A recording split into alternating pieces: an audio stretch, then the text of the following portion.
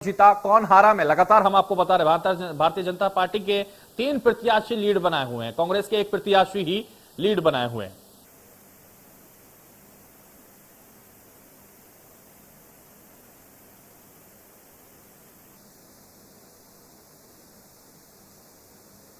तो शिवराज सिंह चौहान का इस पूरे चुनाव को लेकर, उपचुनाव को लेकर क्या कुछ कहना है, आइए सुनते हैं। जनता का प्यार और आशीर्वाद मोदी जी के साथ है, भारतीय जनता पार्टी के साथ है। और केंद्र सरकार ने, आदरणीय मोदी जी ने जो विकास के काम किए, उनको लोगों का आशीर्वाद उन कामों को मिल रहा है। हमने भी प्रदेश में भारतीय जनता पार्टी की सरकार ने विकास और जन कल्याणकारी योजनाएं जो लागू की है आम जन के लिए, समाज के हर वर्ग के लिए, तो जनता का प्यार और आशीर्वाद मिल रहा है। अभी प्रारंभिक रुझान है, लेकिन रुझानों से स्पष्ट हो रहा है कि लोग भारतीय जनता पार्टी को आशीर्वाद दे रहे हैं।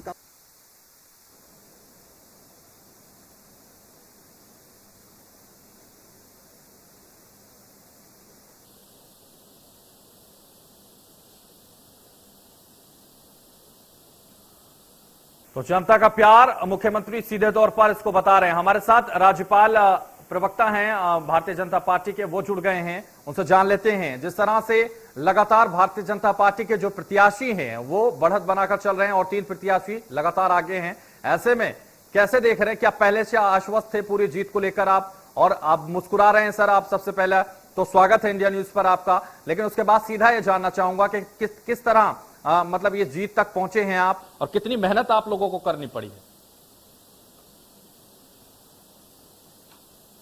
सबसे पहले तो मैं आपके माध्यम से आज दीपावली दीपोत्सव के धनतेरस की शुभकामनाओं और बधाई देना चाहता हूं। और जब हम चुनाव में थे, विशेष करके खंडवा और अन्य स्थानों पर, तो हम ये देख रहे थे, जब भारतीय जनता पार्टी के कार्यकर्ता के रूप में हम चुनाव में मतदाताओं के मध्य थे, तो जब हम भारतीय जनता पार्टी की रीति नीति की बात कर रहे थे, और हमने जब भारतीय जनता पार्टी ने 1980 में अपनी यात्रा प्रारंभ की थी, जिन मुद्दों को हमने वैचारिक अनुष्ठान के रूप में उस समय रखा था, चाहे धारा 370 की हटाने की बात हो, चाहे राम मंदिर के निर्माण की बात हो, जब हमें अवसर मिला तो हमने उनको स्थायी समाधान देने का काम किया, पूर्ण करने का काम किया। तो जनता के अंदर इन बातों को लेकर एक भरोसा कायम हुआ था। उस भरोसे को हमने देखने का काम किया कि जनता के मन मस्तिष्क में इस बात का विश्वास पैदा हुआ था कि हाँ, ये भारतीय जनता पार्टी के लोग हैं और ये वह लोग हैं जो कहते हैं वो करते हैं। जब यात्रा प्रारंभ करते समय जो पड़ाव तय करे थे, मंजिल पर पहुंचने के बाद उन पड़ाव को हमने पूर्ण करने का काम किया। वहीं दूसरी तरफ कांग्रेस के बारे में जब जनता के बीच में, आम जन के बीच में बात होती थी, तो यह चर्चा होती थी कि यह कांग्रेस, जिस कांग्रेस के नेतृत्व के प्रति उनके नेताओं का विश्वास नहीं है। जैसे सोनिया गांधी के खिलाफ G23 के कांग्रेस के ही नेता बात कर रहे हैं, जैसे कमलनाथ जी का नेतृत्व मध्य प्रदेश को था कांग्रेस में, तो मध्य प्रदेश के ही चुने हुए जनप्रतिनिधि, चुने हुए नेता, जिनको हम विधायक कहते हैं, वो लोग कांग्रेस छोड़ के जाने का काम कर रहे थे। तो घोर अविश्वास का दौर कांग्रेस के अंदर चल रहा था। तो जनता ये कह रही थी कि जिस कांग्रेस पे उनके नेता ही भरोसा नहीं कर रहे हैं, उनके जनप्रतिनिधि ही विश्वास नहीं कर रहे हैं, उस पर हम भरोसा क्यों करें? तो यह चुनाव भरोसा और अविश्वास का चुनाव था। ये विश्वास और अविश्वास के बीच का चुनाव था, और इतिहास गवाह है इस बात का कि विश्वास और अविश्वास के बीच में जब चुनाव होता है तो विश्वास जीतता है, भरोसा जीतता है, भरोसे की जीत हुई।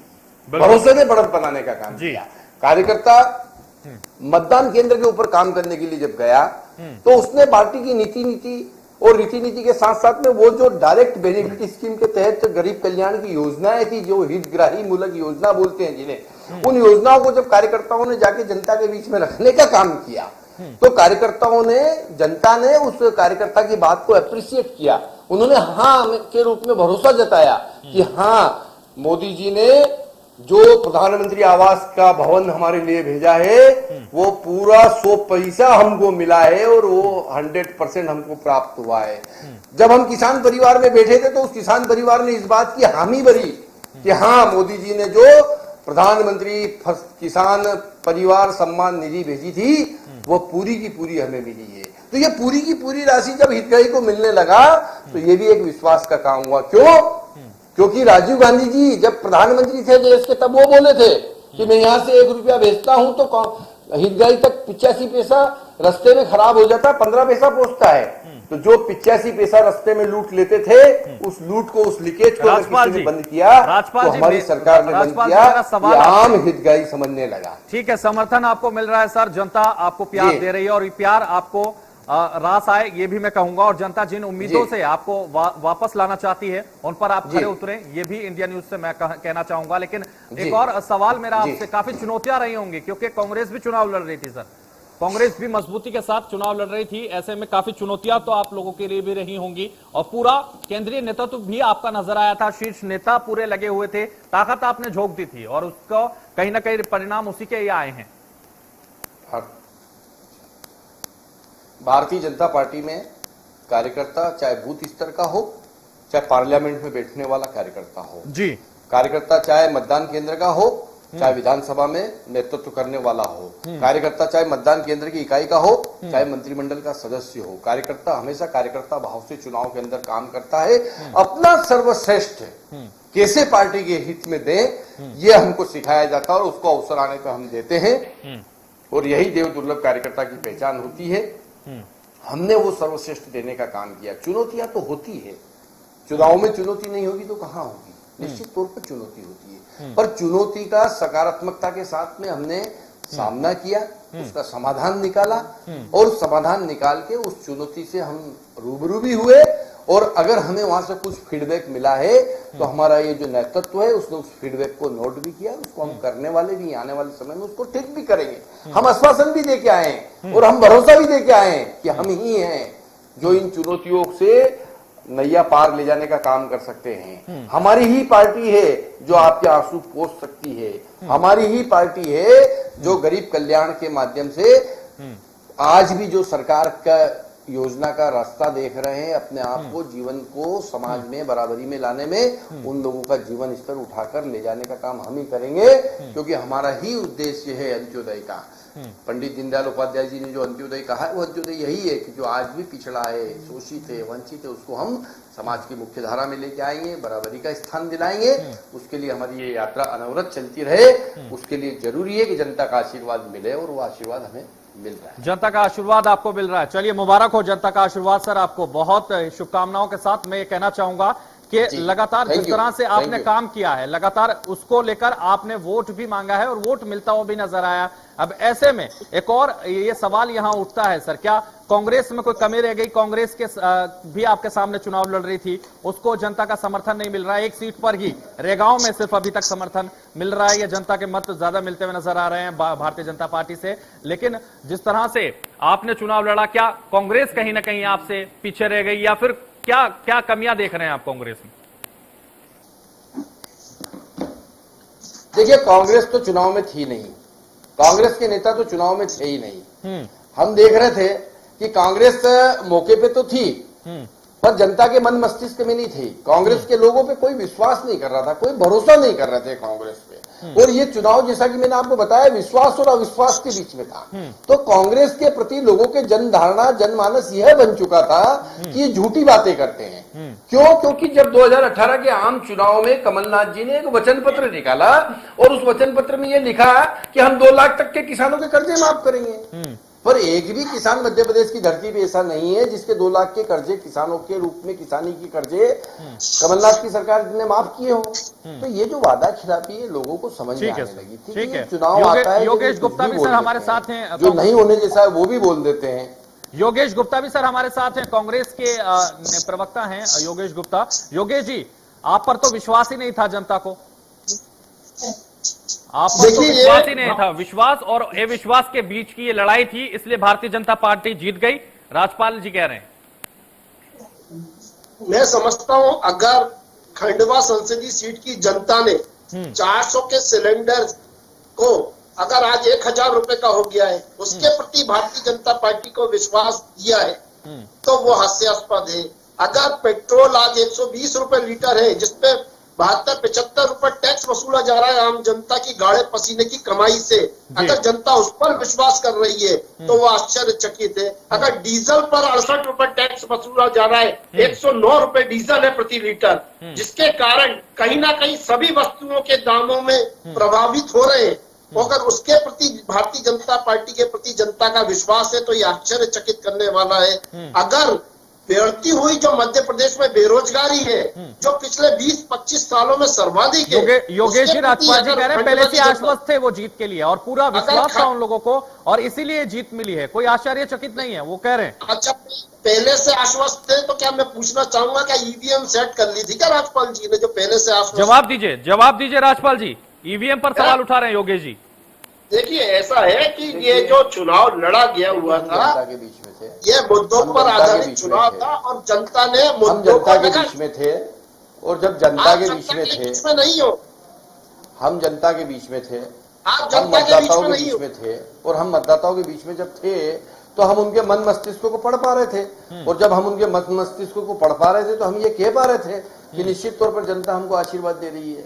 हम ये कह पा रहे थे, क्यों? क्योंकि जनता हम जब हमको जिस गर्मजोशी से मिलती थी, जिस प्रकार से हमसे रिएक्ट करती थी, बात करती थी, हमें समझ में आता था कि जनता हमारे साथ है। और फिर हम मतदान केंद्र इकाई पे थे, हमारे एक एक मतदान केंद्र इकाई पे एक एक पेज पे प्रमुख थे, हमारे कार्यकर्ता थे, नीचे से हमें फीडबैक मिल रहा था और हमारे वो कार्यकर्ता फीडबैक जो दे रहे थे उस फीडबैक के अनुसार हमें समझ में आ रहा था कि जनता भाजपा को आशीर्वाद देने वाली है, दे रही है और वो हमें मिला।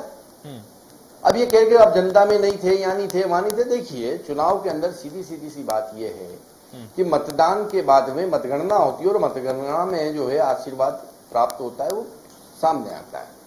अब सामने है स्थिति, अब स्थिति सामने है, उसके बाद भी अगर कांग्रेस को नहीं दिख रहा है तो फिर वो जो कहते हैं ना कि सावन के अंधे को हरा ही हरा दिखता है, वो वाली कहावत है ये कि भाई ये मानने को ही तैयार नहीं है, ये बात मानने को ही तैयार नहीं कि कमलनाथ जी और दिग्विजय सिंह जी की उपस्थिति में खंडवा में इनके निर्वाचित विधायक इनको छोड़ के क्यों चले जाते हैं शिवराज जी के मंच पे, समझना पड़ेगा।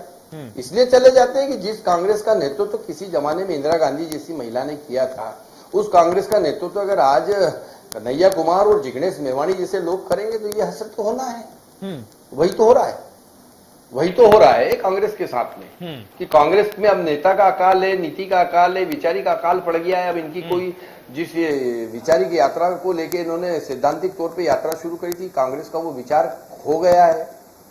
अब इनके पास में नेता बचे नहीं है, एक दो की गिनती कर रहे हैं, 1 2 1 2 सोनिया राहुल 1 2 1 2 1 2 1 2 3 नहीं है इनके पास में कोई।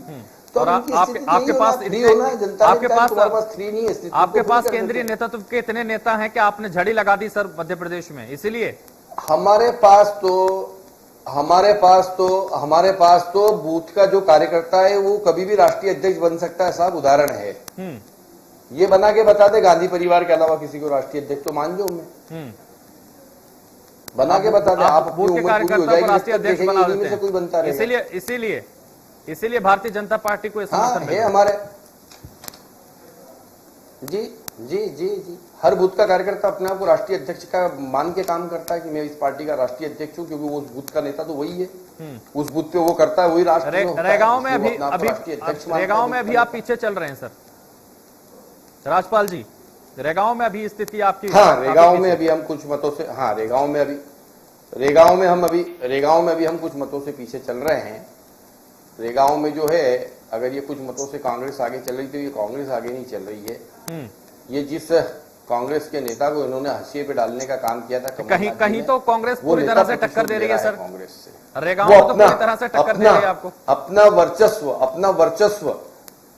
योगेश गुप्ता लगातार सर बने हुए हैं हमारे साथ, योगेश गुप्ता से भी जान लेते हैं। राजपाल जी, योगेश गुप्ता हमारे साथ लगातार बने हुए हैं। योगेश गुप्ता जी, आप पर विश्वास ही नहीं था जनता को। राजपाल जी के कथनानुसार अगर ये सबसे बड़ी पार्टी है, कैडर बेस पार्टी है, तो इनके पास तो प्रत्याशियों का अकाल है। सुलोचना रावत कांग्रेस से आई थी और पृथ्वीपुर में जो नंबर 2 पे पिछले विधानसभा चुनाव में प्रत्याशी था उनको इन्होंने टिकट दिया। इनके पास खुद की पार्टी के प्रत्याशी नहीं है। आज भारतीय जनता पार्टी, आपकी पार्टी के नेताओं को आप पे विश्वास नहीं है? एक मिनट मेरी बात खत्म हो जाने दीजिए हैदर जी, आप इतने धैर्य से उनको सुनते हैं, थोड़ा निवेदन है मेरा, मुझे भी अगर बिठाया है तो सुन लीजिए। जी सर, समय का बड़ा अभाव है और लगातार हमें चर्चा करनी होती है और पूरे हर मुद्दे पर बात करनी है और भी मेहमान हमसे जुड़ेंगे, इसलिए लगातार हम आपसे निवेदन कर रहे हैं थोड़ा जल्दी सर। जल्दी तो बोल रहा हूँ मैं। जी बोलिए सर, बोलिए। भारतीय जनता पार्टी के अंदर आज मूल प्रत्याशी और पदाधिकारी बचे का बटोरा 11 है। आप पूरे देश में देख लीजिए, कहीं का रोरा, भानुमति का कुनबा जोड़ा ये बात करते हैं कि केंद्रीय नेतृत्व की, इनके केंद्रीय नेतृत्व ही नंबर 1 और 2 ही है, मोदी और अमित शाह। जिसको चाहे कुर्सी पर बिठा देते हैं, जिसको चाहे कुर्सी से उतार देते हैं, पूरा का पूरा कैबिनेट ही बर्खास्त कर देते हैं। 4 महीने में, 6 महीने में 4-5 राजपाल जी जवाब दीजिए, पूरा का पूरा कैबिनेट 2 लोग बर्खास्त कर देते हैं, 2 लोगों की वजह से ही सब कुछ चल रहा है। 4-5 स्टेट में मुख्यमंत्री बदल दिए इन्होंने। हाँ, इनका देखिए, प्रधानमंत्री की सीट पे एक ही आदमी बैठेंगे ना, अध्यक्ष बना, प्रधानमंत्री कौन सा की बूथ सीट पे का एक ही आदमी कार्यकर्ता बैठेंगे। राष्ट्रीय अध्यक्ष बन गया, बताइए आप। मेरी बात सुनिए, प्रधानमंत्री की सीट पे तो एक ही आदमी बैठेंगे, 2 तो कब बैठे थे? मनमोहन सिंह जी के समय 2 थे, हमारे समय तो एक ही आदमी बैठेगा ना प्रधानमंत्री की सीट पे। 2 आदमी कैसे बैठेंगे? 2 आदमी तो उस समय बैठे थे जब मनमोहन सिंह प्रधानमंत्री की सीट पे बैठे थे और रिमोट लेके सामने सोनिया गांधी बैठती थी। हमारे समय में तो एक सीट पे एक ही आदमी बैठता है भैया। प्रधानमंत्री अगर मोदी जी है तो फिर प्रधानमंत्री मोदी जी ही है, फिर कोई आगे पीछे रिमोट नहीं है। ये तो कांग्रेस में होता था, ये संस्कृति तो कांग्रेस की है। और रहा सवाल कि हमारे पास लोग रह के नहीं, तो भारतीय जनता पार्टी अपने कार्य विस्तार की दृष्टि से पार्टी सर्वस्पर्शी, सर्वव्यापी और सार्वभौमिक हो, इस नाते से जिस क्षेत्र में, जिस स्थान पर पार्टी के पास कार्यकर्ता नहीं है, पार्टी का काम नहीं है, वहां अगर कोई स्थापित व्यक्ति आकर पार्टी की सदस्यता लेता है और जुड़ता है तो उसका स्वागत है, वो स्वागत हम करते रहेंगे। राजनीतिक क्षेत्र में प्रभाव बना रहना चाहिए, राजनीतिक दल में प्रभाव बना रहना चाहिए, नवीनता नवीकरणीय कार्य करते रहना चाहिए। हमारी पार्टी सर्वव्यापी बने, सर्वस्पर्शी बने, इस उद्देश्य को लेकर भी हम तमाम स्थानों पर जहां हमारा काम नहीं है वहां भी काम खड़ा हो, इस बाबत प्रयास कर रहे हैं। और लोग आ रहे हैं, जुड़ रहे हैं, और जो जुड़ने वाला रहता है, जो आता है, उसकी कुछ न कुछ पृष्ठभूमि रहती है। वो सामाजिक कार्यकर्ता होता हो, किसी दल का राजनीतिक कार्यकर्ता हो, किसी विधा का विशेषज्ञ होता है। अब आपका समय जाया नहीं हो रहा। कौन सी नई बात है?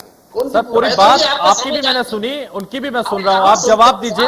आप इतना समय बीजेपी के प्रत्याशी को, प्रवक्ता को देते हो। आपको भी लगातार, सबसे पहले आपसे चर्चा शुरू की थी सर मैंने, ऐसा नहीं है सर। ये है, जवाब ले लीजिए। राजपाल सिसोदिया जी ने कहा है कि हमारे प्रधानमंत्री का कोई रिमोट नहीं। नाराज मत होइए सर, जवाब दे दीजिए। नाराज नहीं हो रहे हैं सर, नाराज हो रहे हैं नरेंद्र मोदी जी का रिमोट कंट्रोल मोहन भागवत है, पूरा आरएसएस कैडर है जो भारतीय जनता पार्टी को अपने रिमोट कंट्रोल से चलाता है। इनके नंबर 1 अगर नरेंद्र मोदी है, 10 साल से सर आप केंद्र तक जा रहे हैं, चुनाव की स्थिति बता दीजिए सर। चुनाव की स्थिति लगातार आप हार रहे हैं, आखिर क्या कारण है सर? क्यों मंथन नहीं करते? हर बार मंथन करते हैं योगेश जी, आप मंथन करते हैं, उसके बाद फिर ये स्थिति हो जाती है, आखिर कहाँ कमी रह जाती है सर? मैं आपका जवाब दे रहा हूँ, बड़ी विनम्रता के साथ निवेदन है। विनम्रता के साथ लगातार मैं सवाल कर रहा हूँ सर आपसे। 17 साल से प्रदेश के मुखिया शिवराज सिंह चौहान है, कोई दूसरा क्या इनके यहाँ योग्य नेता नहीं है जो मुख्यमंत्री पद का दायित्व निभा सके। शिवराज जी को तो 2018 में विधानसभा चुनाव में जनता ने कुर्सी से उतार दिया था, पुनः षड्यंत्र पूर्वक उसी व्यक्ति को इन्होंने कुर्सी पर काबिज कर दिया। तो ये सब बातें कथनी और करनी में फर्क है भारतीय जनता पार्टी के। इनके चाल चरित्र और मापदंड दोहरे, जनता से इनको कोई सारोकार नहीं है। हाँ, वो बात अलग। ठीक है योगेश जी, इस वक्त एक बड़ी खबर आ रही है, ताजा अपडेट हम बता देते हैं अपने दर्शकों को, उसके बाद वापस चर्चा में लौटेंगे। लेकिन इस वक्त की एक बड़ी खबर आ रही है, आपको बता देते हैं। जोबट सीट पर 10वें राउंड की गिनती पूरी हो चुकी है। जी हां, जोबट सीट पर 10वें राउंड की गिनती पूरी हो चुकी है और गिनती के बाद बीजेपी यहां भी आगे लगातार जारी है। सुलोचना रावत 23,907 वोट लेकर चल रही यानी, और कांग्रेस के महेश पटेल को आपको बता दें 16,033 वोट मिले हैं। 10वें राउंड के बाद बीजेपी 7,874 वोटों से लगातार लीड बनाए हुए है और जोबट सीट पर 10वें राउंड की गिनती भी पूरी हो चुकी है। इस वक्त की यह बड़ी खबर, इलेक्शन से जुड़ी, रिजल्ट से जुड़ी इस वक्त की ब्रेकिंग, 10वें राउंड की गिनती पूरी हो चुकी है। जोबट में सुलोचना रावत 23,900 वोट 907 वोट से, आपको बता दें कांग्रेस के महेश पटेल को 16,033 वोट और 10वें राउंड के बाद बीजेपी 7,874 वोट से लगातार आगे चल रही है। तो इस वक्त की यह बड़ी खबर इलेक्शन से जुड़ी हुई जोबट पर, आपको बता दें जोबट सीट पर 10वें राउंड की गिनती पूरी हो चुकी है और यहां भी भारतीय जनता पार्टी के प्रत्याशी आगे। रेगांव से भी जुड़ी इस वक्त की बड़ी खबर आ रही है। रेगांव से इस वक्त की बड़ी खबर, रेगांव से कांग्रेस की कल्पना वर्मा आगे चल रही हैं। कांग्रेस की कल्पना वर्मा 1,489 वोटों से आगे हैं। रेगांव से इस वक्त की बड़ी खबर, लगातार कांग्रेस यहां से बढ़त बनाए हुए है। हालांकि 1400 वोटों से ही लगभग वो बढ़त बनाए हुए हैं और कल्पना वर्मा लगातार आगे चल रही हैं, कांग्रेस की प्रत्याशी हैं रेगांव से। इस वक्त की यह बड़ी खबर है, जोबट से हालांकि भारतीय जनता पार्टी के प्रत्याशी आगे चल रहे हैं, कल्पना वर्मा आगे चल रही हैं, कांग्रेस की हैं। कांग्रेस की कल्पना वर्मा 1489 वोट से आगे हैं।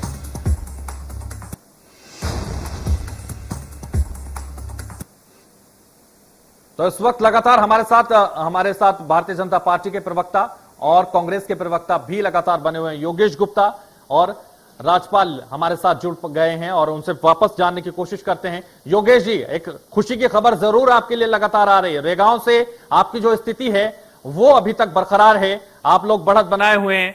राजपाल जी के लिए थोड़ा सा दुख की बात जरूर है कि रेगांव की जो स्थिति है वहां कांग्रेस प्रत्याशी आगे चल रहा है, लेकिन जोबट सीट पर भारतीय जनता पार्टी का प्रत्याशी एक बार फिर बढ़त बना चुका है। लगातार वो बढ़त बना के चल रहे हैं और जो अब तक राउंड की गिनती हुई है उसमें भी जोबट में भारतीय जनता पार्टी का प्रत्याशी आगे चल रहा है। भारतीय जनता पार्टी लगातार 3 सीटों पर, यानी 1 लोकसभा सीट और 2 विधानसभा सीटों पर बढ़त बनाए हुए। राजपाल जी, कैसे देख रहे हैं इस बढ़त को? हालांकि एक जगह लगातार आप पीछे हैं, अभी रेगांव में अभी भी आप पीछे चल रहे हैं सर, क्या लग रहा है रेगांव का सर? रेगांव की सीट में भी अभी और राउंड बाकी है। अच्छा होगा, भारतीय जनता पार्टी के पक्ष में वो सीट जाएगी। मैं रेगांव के बारे में थोड़ा सा बताना चाह रहा हूं कि रेगांव में मूल रूप से जो है अजय सिंह राहुल भैया जो कांग्रेस के नेता है, हाँ, जो कि पिछले कई समय से हाशिए पर जिनको कमलनाथ जी ने डाल रखा है, वह जिद करके कांग्रेस से अपने कैंडिडेट को टिकट दिला के लाए हैं और उन्होंने अपना सर्वश्रेष्ठ और सर्वस्व लगाने का काम कर दिया है। 30 दिन से वो रेगांव क्षेत्र में ही थे पिछले, और लगातार ताकत बताकर ये जीत जो है वो अगर होती भी है तो वो जीत अपने खाते में ले जाकर अपनी राजनीतिक पुनर्स्थापना और पुनर्वास के लिए वो प्रयासरत है। मैं राहुल जी को अग्रिम शुभकामनाएं देता हूं, राहुल भैया अजय सिंह जी को, कि वह जो है अपने पुनर्वास में के प्रयास में सफल हो। परंतु मैं ये कहना चाहता हूं कि भारतीय जनता पार्टी अभी वहां हिम्मत नहीं हारी है। वहां हम कोई अभी चुनाव हार गए ऐसी स्थिति में नहीं है, वहां सिर्फ अभी जो है हम पीछे हुए हैं। हो सकता है राजपाल जी वहां भी अभी जीत की पूरी उम्मीद है, हम वहां आगे निकल जाएं। योगेश जी लगातार हमारे साथ बने हुए। योगेश गुप्ता, रेगांव सीट पे भी योगेश गुप्ता जी, आप रेगांव में आगे चल रहे हैं, ये खुशी की खबर है योगेश जी आपके लिए? नहीं, निश्चित रूप से उत्साहित करने वाली खबर है। रेगांव में और पृथ्वीपुर में हम चुनाव के नतीजे आने तक हम ये 2 सीटें अवश्य निकाल लेंगे, ऐसा मेरा विश्वास है। हाँ, अभी थोड़ा सा पृथ्वीपुर के बारे में भी रेगांव के अलावा योगेश जी दूसरी कौन सी सीट है? पृथ्वीपुर और रेगांव में आप सीट निकाल लेंगे, ऐसा आप मान रहे हैं? जी हाँ, पिछले उपचुनाव में भी, पिछले विधानसभा चुनाव में भी 2 सीट हमारी थी। इस बार भी हमारा मानना है कि कम से कम 2 सीट तो कांग्रेस पार्टी को जनता जरूर अपना जनादेश देगी। ठीक है, और इससे पहले क्या मान रहे थे? 4 सीटें अपनी मान रहे थे?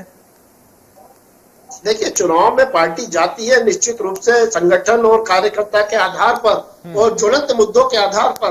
क्या भारतीय जनता पार्टी के लोग भी यही मान रहे थे कि इस बार का चुनाव प्रतिष्ठा का चुनाव है और शिवराज जी की कुर्सी जा सकती है?